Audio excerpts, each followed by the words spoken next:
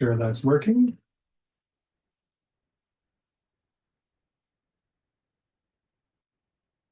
Hopefully that's not a problem. Excuse me. And sure that's working. Whoop, and that's why we mute the feedback. Okay. And now, if Zoom will let me share my screen,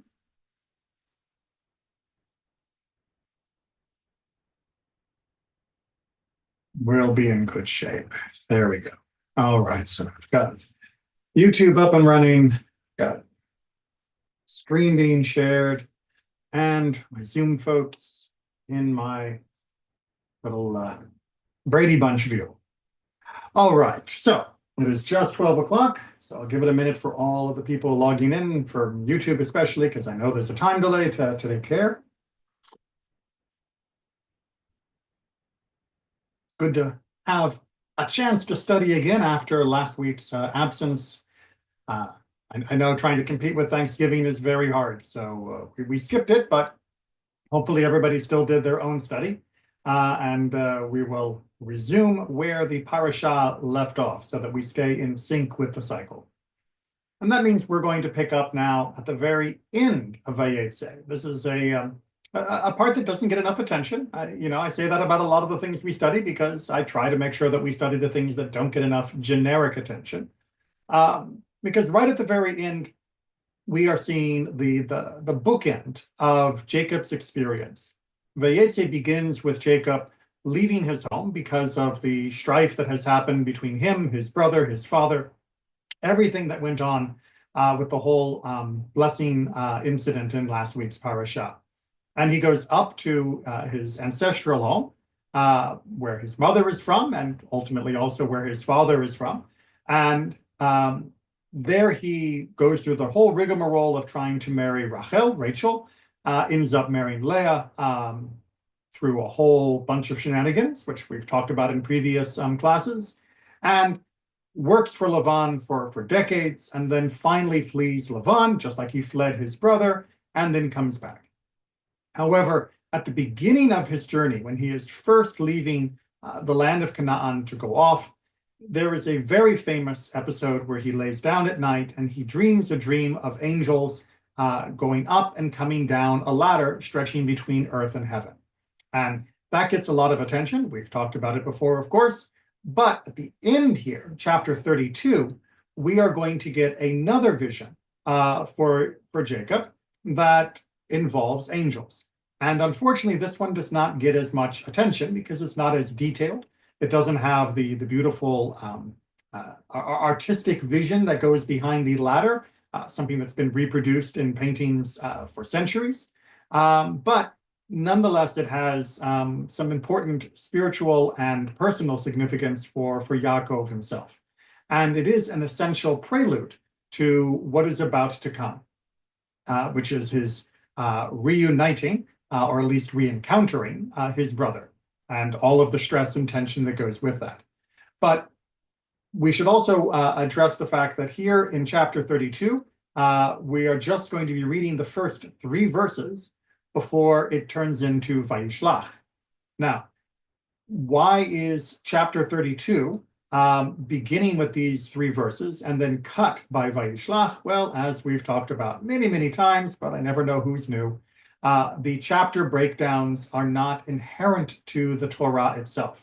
These were added during the Middle Ages in debates with non-Jews, and as such, they are not our depiction of how the sections should be broken.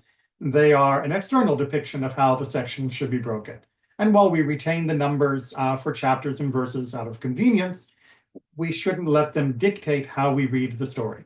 And according to Jewish tradition, these last 3 verses are an essential part of the section known as Vayeitzei, as they do bring that angelic visitation at the beginning and angelic visitation at the end into perfect alignment, providing a very neat literary and spiritual unit. So don't be surprised that we're only reading 3 verses from, quote, the wrong chapter, or that Vayishlach interrupts this story. The story is being told exactly as it should.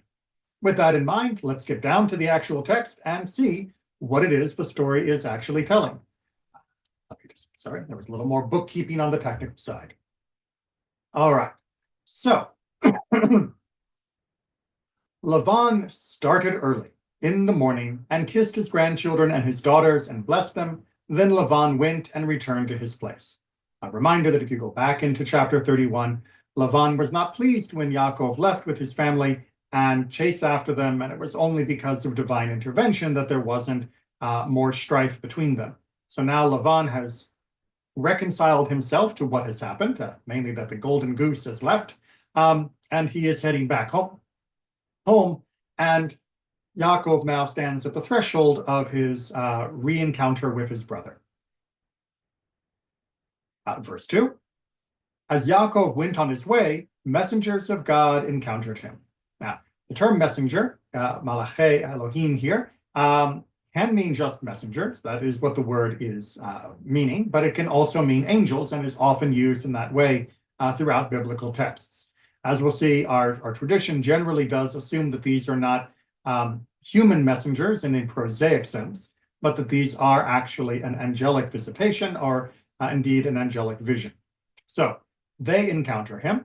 And as we continue in verse 3, we see that he is going to note this experience, just like he noted the first one, with a name for that place. Yaakov said when he saw them, "This is a camp of God." And he called the name of that place Machanaim, or double camp. So the word Machane is the word for camp, something familiar to anyone who's ever spent a summer at a Jewish summer camp. But Machanaim is the doubling of that, just like in English, where we often have words like couple that indicate a pair of something. Machanaim represents a pair of camps. So it is very much a double camp, as Fox is trying to render it. Now, doesn't seem like much is going on here, which is why this gets ignored so much. But there is much that is happening here behind the scenes. First of all, from a very superficial bird's eye view, like I said, this provides a reminder of our earlier episode in Vayeitzei with the ladder and the angels and that vision, and that Yaakov is returning and he is having a similar vision at this point. So on the one hand, that's a very simple, clear, and nothing wrong with it way of understanding this.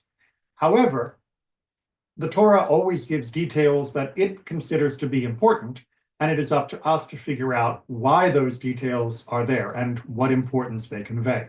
And so that's going to be the focus. I know it doesn't feel like a lot of Torah to be focusing on, but well, our tradition has done a lot of work mining these words to help us understand why these in particular were chosen and what we can learn not only about Yaakov, but about us and the current place that we are in the world.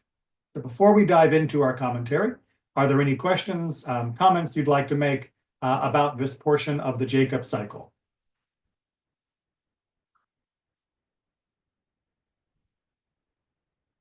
Okay, then let's dive into our commentary. We're going to begin with Rashi, who is reading from Bereshit Rabbah. The angels who minister in the land of Israel came to meet him in order to escort him into the Holy Land. Okay, so understanding our verse 2, he is encountering these other angels of God. Why? Well, because there is an understanding that the angels that accompanied him in Israel left when he crossed the border out going towards Lavan, and he was joined by different angels. And so Rashi is now reading that in the reverse, that he is re-entering the land of Israel, that those angels are now re-accompanying him, meaning that the angels that had been with him while he was in Lavan's house are now leaving. So it's a change of personnel, if you will. It's a shift change at the factory. And that fits very nicely with the classic midrash that explains why in the earlier episode with the ladder, we talk about the angels going up and the angels coming down, when we would normally assume that the angels would come down from heaven rather than go up first. And that word order was indicative, says the midrash, that the angels that were with Yaakov in Israel were going up as their tour of duty finished, and the angels who were about to accompany him as he left Israel were coming down to move him on into the next stage of life. Very beautiful metaphor. of having angels with us at different stages in our life. And that is a perfectly fine explanation. As we're going to see, obviously, there's more that could be said. But let's finish up what Rashi wants to say about this machanaim word, this two camps.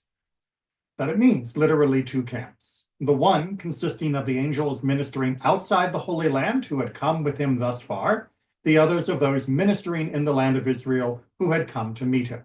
So again, following that idea of some angels are for outside Israel, some angels are for inside Israel, we end up with two different camps of angels, therefore machanaim. That's what that word is trying to convey.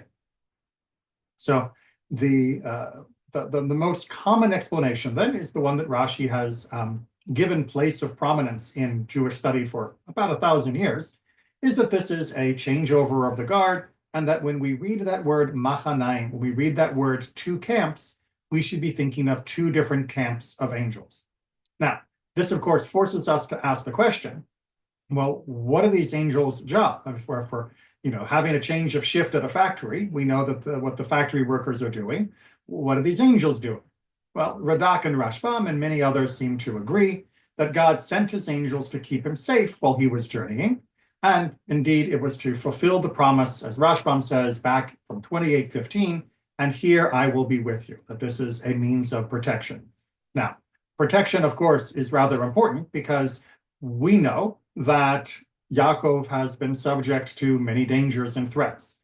We have just recovered from the threats of the previous chapter with Lavan and his family, who were hunting him down for having dared to want to go home. We know, of course, of the past threat of his brother Esav, and we are assuming that there will be a threat from Esav again in the next parasha, Vayishlach, and indeed there will be.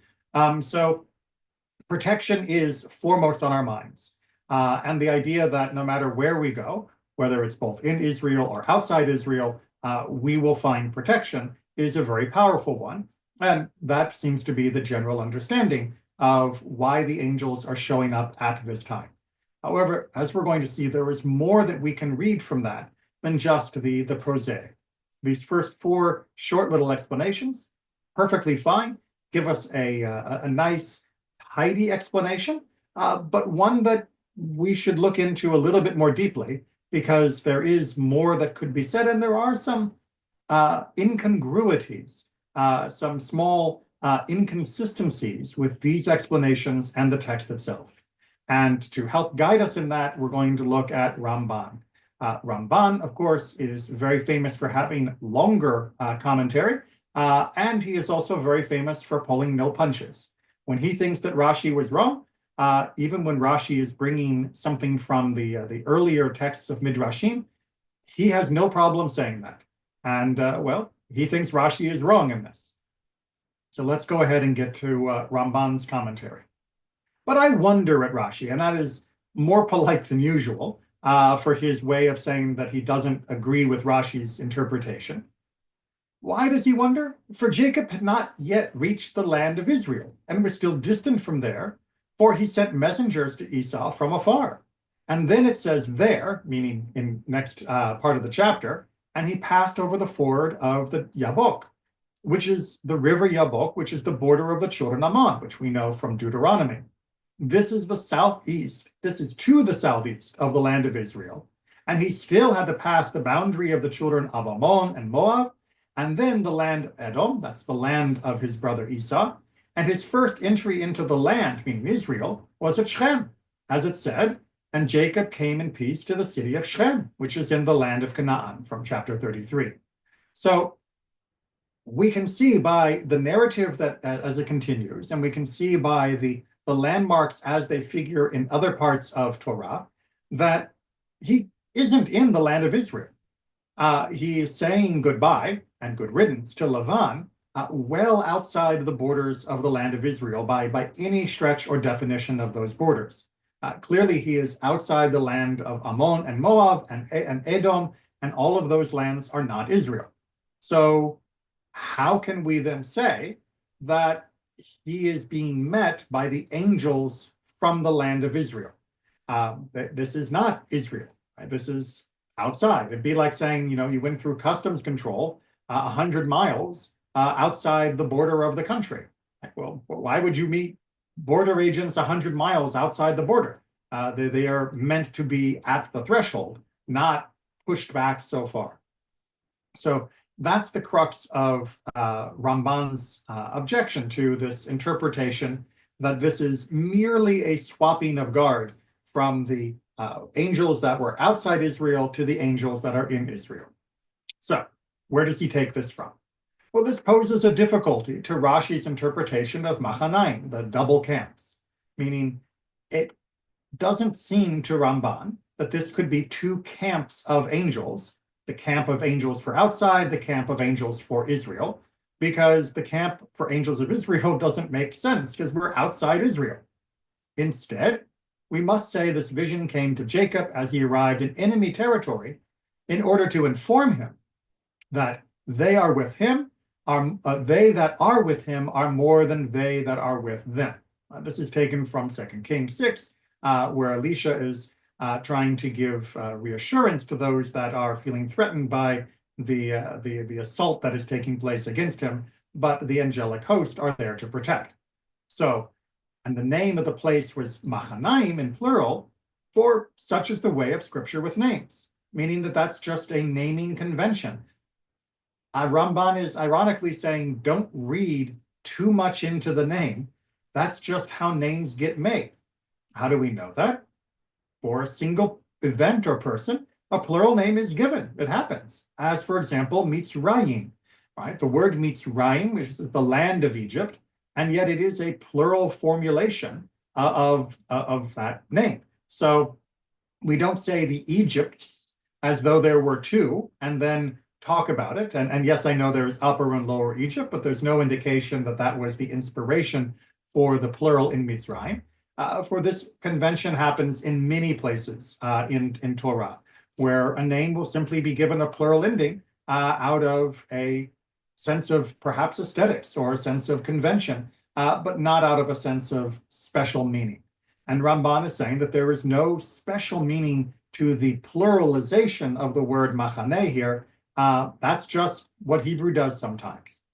So he does want to make sure, though, that we don't completely go with that, because he often will explain things with much more detail, even if we're not sure that they have that content. But he does want to provide an alternative explanation or a complementary explanation. And so what does he explain? It may be that Machanaim refers to his camp and the camp of the higher beings. In that case, the plural in the word Machanaim is naturally justified. That is to say, his camp on earth is as the camp of the angels, all of them being camps of God, blessing him and confessing his unity. May his name be blessed forever. So Ramban trots out this idea that the Machanaim, the camps that are being discussed, are not camp of angels 1 and camp of angels 2, but instead are camp of angels 1 and camp of Jacob. But since Jacob and the angels are doing the same job, which is to say they are serving God and that they are celebrating God's oneness and that they are representing God's will, there's nothing wrong with calling them a pair of camps, because these were not opposing camps. These were not vastly different camps. Even though one might have been angelic and the other was mortal, these are basically the same thing. And that's a beautiful way of looking at the fundamental purpose of us as Jewish people, or us as humans in general, that yes, we may focus on the distinction between us and the angels, that they are ethereal and we are physical, they are immortal and we are mortal, and we often will put together all of the differences that stand out most to us. But as Ramban is pointing out, as far as the existence, the teleology of why they exist, we and angels are basically the same thing. They may not have free will, but and we do, but the ultimate purpose for our existence is that we should be a camp of God, that we should bless and celebrate God, and we should act in ways according with his nature, and that we should understand and reflect God's achdut, his unity in this world. So That is another way of understanding this double camps. It was human camp and angel camp. Now, why is all of this coming, says Ramban? He wants to give us a little bit more explanation for why this 3 verses, or really 2 verses, are just sort of tacked on to the story. This section was written in order to inform us that the Holy One, blessed be he, delivered his servant, meaning Jacob, and he redeemed him from the hand of him that is stronger than he, as we might see from Jeremiah, and he sent an angel, as we see from the book of Numbers, and saved him. Meaning that this is a way to remind us that Jacob's deliverance was not just good luck, but that there was an element of divine assistance. And this is also coming in order to further teach us that Jacob did not place his trust in his righteousness, and that he strove for delivery with all his might. All right, so let me explain the concept here, because this is something that often gets misunderstood and in some communities misapplied. That while we say we trust in God, we don't trust that we are deserving of God's infinite beneficence because we are so infinitely righteous. We believe that God, yes, will protect the Jewish people in the abstract, that God will defend us in the long term, but we don't believe that all of that will happen just automatically, regardless of our behavior. While it's true that a remnant will always be saved regardless of us, it's not true that the majority of us will be saved, or that our time, our condition will be good if we don't work too. And hence we see this notion that, well, we can look from the outside and say, Jacob is being defended by the angels. Jacob, even though he has seen the angels, is still in the next parasha in Vayishlach going to go to great efforts to try and defend himself and the rest of his family. He will send gifts. He will do everything he can to appease his brother. He will separate his family to make sure that not all of them could be attacked at once. He really goes out of his way to try and defend things. So that is the behavior of somebody that is following the proper understanding of God, which is that God protects, but we have to carry our share of that burden constantly. And we should never think, I'm so righteous, I don't have to do anything. Instead, it's, I might or might not be righteous, but I better be working hard to make sure that I am doing what's necessary so that I, my family, my people, my country, everyone will be able to have the best of this time. So it goes on to explain in further detail, there is yet in this section a hint for future generations, meaning this is not just for Jacob, but for us.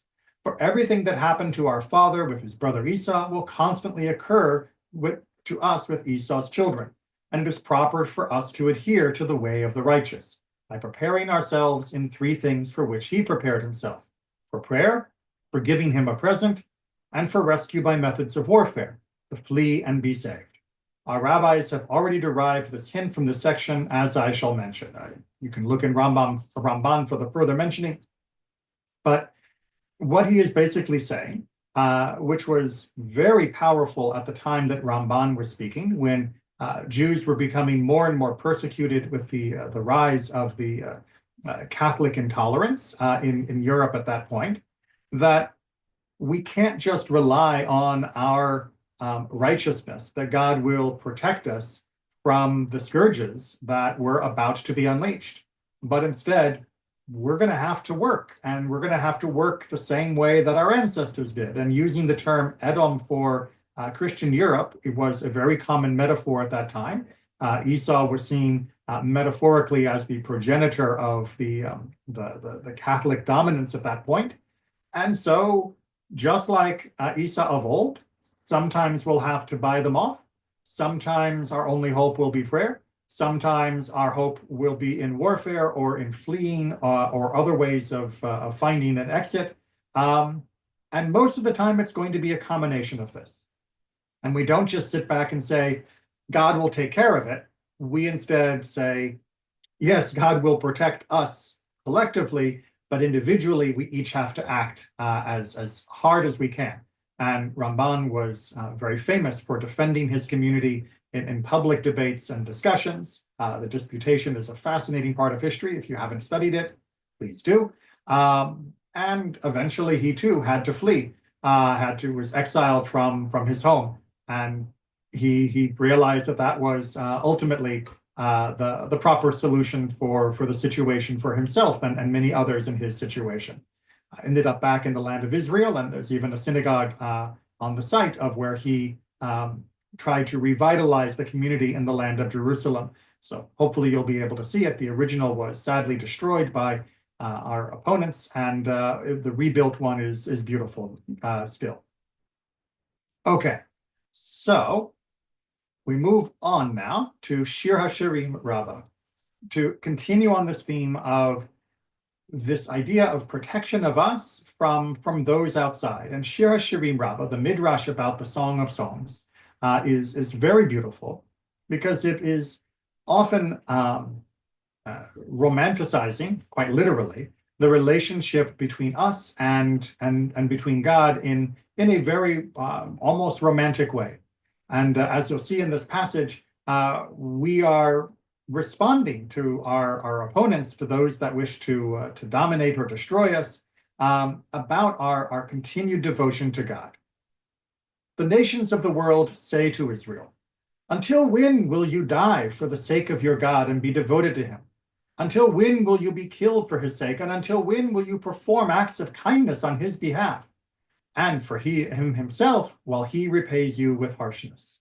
All right. Clunky English translation, but I like to bring the ones that others have done, just because it's honest to bring their translation, and then we can explain it. So what is this saying? The nations of the world are saying, why are you still Jewish? Right? You're still dying for God. You're still devoted to God. You're letting yourself be martyred for God. Just convert. Just leave God and join our religion. Why are you still doing mitzvot and tzedakah and gemilut chasadim, acts of kindness? God's turned his back on you, right? I mean, look at you. You are the lowest rung of society and treated horribly everywhere you go. Come over to us and we will appoint you dukes, governors, and generals, right? Just give up on Judaism and we will raise you higher. Israel responds to them. Have you ever heard that Abraham, Isaac, and Jacob engaged in idol worship, such that their descendants would engage in idol worship in their wake? Our ancestors did not engage in idol worship, and we, in their wake, will not engage in idol worship. That's not who we are. It's not who they were. Why would we betray what our ancestors gave us? And besides, what can you do for us? What is it that you can do for us? And this is where we get to use a modern expression, a snarky response, a sarcastic response, thumbing our nose at these nations that are promising to do good for us if all we do is cut out the part that makes us us. Well, you want to help us? You want to be nice? You can perform a dance like that performed for Jacob, our patriarch, when he departed from the house of Lavan. What kind of dance are we talking about here? Rabbi Berechia said in the name of Rabbi Levi, 600,000 angels were dancing and frolicking before Jacob, our patriarch, upon his departure from the house of Lavan. That's what they mean by machaneh, that it was a camp, and an encampment of around 600,000 is sort of archetypical in biblical reading. The rabbis say, not just 600,000, 1,200,000. Why? That is what is written. This is the camp, machaneh, of God, and this is 600,000. But then he called the name of that place Machanaim, meaning this is 1,200,000 because it is doubled. 600,000 times 2, 1.2 million. So this snarky response is trying to say, look, you want us to give up who we are? You want us to join you because you're going to give us honor and glory? Please, we received honor and glory in the form of 1.2 million angels dancing in celebration of Jacob. You think you can match that? You think your offer to us for what we will gain if we give up Judaism is superior to that? Honestly, that we would be trading in this incredible connection to God for what? Being a duke, being a governor, being a general, having some position of earthly power that allows us to push people around the way you push us around? Why do you think that's what we actually want? If you were truly trying to compete with what we have, you would need to match the level of devotion, protection, and support that God has given to us for all of these centuries. And quite frankly, you're not up to it. So we will stick with our Judaism. You can keep all of your appointments and positions of power to yourself, and we will do what we have to do to survive, reminding ourselves of Ramban's advice from the previous paragraph. Excuse me. Okay, so this notion of taking kizuk, taking strength, I guess is the right English translation of that. It's taking a powerful reassurance that gives us a will to go on from this simple two-line discussion of the camps of angels is such a powerful motive, especially here in 2024 and beginning from 2023 with the surge of hate against Jews around the world. And it has been against Jews, not merely against Israel or so-called Zionists in the pejorative sense, reminding ourselves of what it is that we have and what it is that we cling to in the face of that behavior is very important, as well as remembering that what is being offered, if we will simply come over, if we will simply give up on being ourselves, is an incredibly important message. That what is being offered is shallow and vain, and what we're being offered is merely a chance to participate in the same form of meanness that is being perpetrated against us. When the bully is pushing around your friend and says, hey, you join me and you push around him too, we should recognize the disgustingness of that deal. That it's not that we want to be the bullier, we want bullying to stop for everyone. And that's not going to happen by giving up on who we are. It'll simply mean that even if every Jew went away, those that trade in hate would find others to put in the position of being oppressed as we have been oppressed. If we wish to help ourselves, we have to make sure that this is stopped against everyone. And that we are, and in that mission, we are thankful that we have the example of Jacob and the rest of our ancestors. And we are thankful that we have the backing, the understanding that 1.25 million angels have been there to support and protect, which is why, despite everything, we are still here and we are still able to be strong. But let's continue back with this notion of what these angels were telling us, because it's not just an element of protection. So, continuing with Rabbeinu Bachya, these were the same angels who had been mentioned at the beginning of the portion, meaning the angels with the ladder, who had been ascending and descending the ladder. Yaakov had seen in his dream. This is what the Torah added as he had seen them.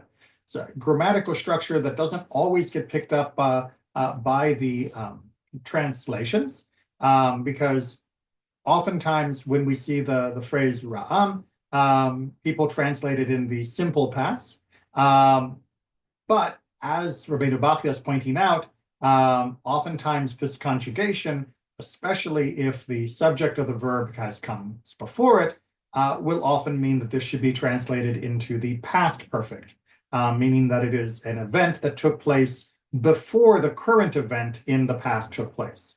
So these, and Jacob said, as he had seen them, meaning that since he had already seen them before, he now recognized who and what they were. This is a camp of God, that this is a remembering recognition. This is not a new revelation to him. It's like, these guys again. I've seen them before. Or in the past, I had seen them before. In other words, he was already familiar with these angels. The reason the Torah wrote that the angels met Yaakov instead of vice versa which is, again, is to go back to our text, it's that they met him, that rather than he encountered them. The subject verb is different than we might intuitively imagine. Normally, we would say that the mortal encountered something that divine. Here, it's something divine encountered him. And while we could just read that as being, a style choice, obviously the Torah would like us to have a little bit of a deeper understanding. And that deeper understanding is that because it is done in this order, it is meant as a compliment to Jacob. The purpose of the encounter was to protect Yaakov, as we've talked about. And it's similar to Psalms 91, for he will command his angels to guard you, meaning the righteous, on all your paths. And there is a discussion in Midrash Bereshit Rabbah as to who is greater, the guardian or the person whom he guards, meaning who has the higher status. The Midrash concludes that the person being guarded is greater than the guardian. I mean, after all, when there is a bodyguard, we generally look to the person that he is guarding as being the person of greater importance. After all, he's guarding that person, not the other way around. The Midrash concluded this based on the verse, also from Psalm 91, to guard you on all your paths, to carry you in their hands, lest you hurt your foot on a stone. The Midrash asks, who is greater, the carrier or the one being carried? It concludes that the person being carried is the more important of the two. Finally, the Midrash asks, who is more important, the one being met or the one who goes out to meet someone? And the Midrash concludes that the person being met is the more important of the two. So we have to see this word choice, the order of the words, as indicative not just of a stylistic choice of who met whom, but of setting up this hierarchy that, in fact, at this point, Jacob was the more important than the angels. While we often think of angels as being of infinite value and worth, we have to recognize that humanity has a position, especially the righteous of humanity, that exceeds the honor of the angels. And we can confirm that by the fact that the angels went out to greet him rather than he going out to greet them. Now, why would he have that status? What is it about him that puts him in this position? Well, that is going to be our final two commentaries. So Sforno, first of all, argues, now that the angels have seen fit to join me, there can be no doubt that mine is a godly camp, meaning that when he calls the place Machanaim, he is attaching his camp to them and saying, because they have attached to him, he is giving reassurance that indeed he is doing the right thing. Just as Yaakov had called the place where he'd had the dream of the ladder Beit El, house of God, so he now referred to his camp as Machaneh Elohim. In either instance, the reason was that he had been found worthy of divine revelation. So this is a way for Jacob to be reassured that all of his decades lost in the land of Lavan were not wasted. And he is coming back still with a connection to God. He is coming back still with being worthy of that connection to God, which means that while he will not blindly rely on that righteousness, as Ramban argues, that he nonetheless can still feel that he has not been abandoned, he has not been forsaken, and that he hasn't behaved so inappropriately, which he must have had doubts about, that God was no longer with him. Instead, this reassurance is coming at exactly the right moment to let him know that what he has done when he was in Lavan's household was not something that would sever his relationship with God. And Rabbeinu Bachya brings that again back to its conclusion. These two camps, these double camp, meaning the camp of Yaakov and the camp of angels. The Torah compared, that is to say, accorded similar stature to both camps. This teaches that the righteous are as important on earth as the angels in the celestial spheres, the function of both being to carry out the will of their creator. So Rabbeinu Bachya gives us a beautiful conclusion that if we read this phrase, Machanaim, these two camps, yes, we can read them like Rashi and other Midrashim, that one is a camp of the meeting angels coming out from Israel, and the other is the camp of the angels going back that had been with him at Lavan's. But if we do that, then we're missing a layer of praise that is going to Jacob. And if we look at the words closely, that seems to be the focus here. This is not just about one side punching the time clock out and one side punching the time clock in. This is about Jacob having an encounter at exactly this point in his life when he needs to be reassured that he is going the right way, that he is going to make it through this next encounter with his brother, whom he still believes is planning his death, and that God has not abandoned him, that he is still a worthwhile person. And that is a message that all of us need to be reminded of, and something that we should all take strength from this story of Jacob, that when we stand at that threshold, facing unknown challenges or perhaps known challenges and dangers, that we recognize that our camp is still important. This earthly person that I am, this earthly Judaism that we embrace and continue to protect, this is still important. And in fact, it is as important as the angels above, and it is as treasured by God as the angels above. And we have that same purpose, that we are carrying out the will of God as represented through the mitzvot, through the commandments, and the way that we live a Jewish life. So be proud that you are part of Camp Human, and especially that subpart of Camp Jews. We've got an incredible pedigree and an incredible future. And thankfully, we've got an incredible support coming from God. And with that and our own efforts, we'll get through whatever challenges we face and hopefully be able to make through them with a minimum amount of suffering for all involved. Any questions or comments that people would like to share? All right. Well, in that case, we will go ahead and wrap it up here for today. I hope that everybody has a wonderful rest of their day.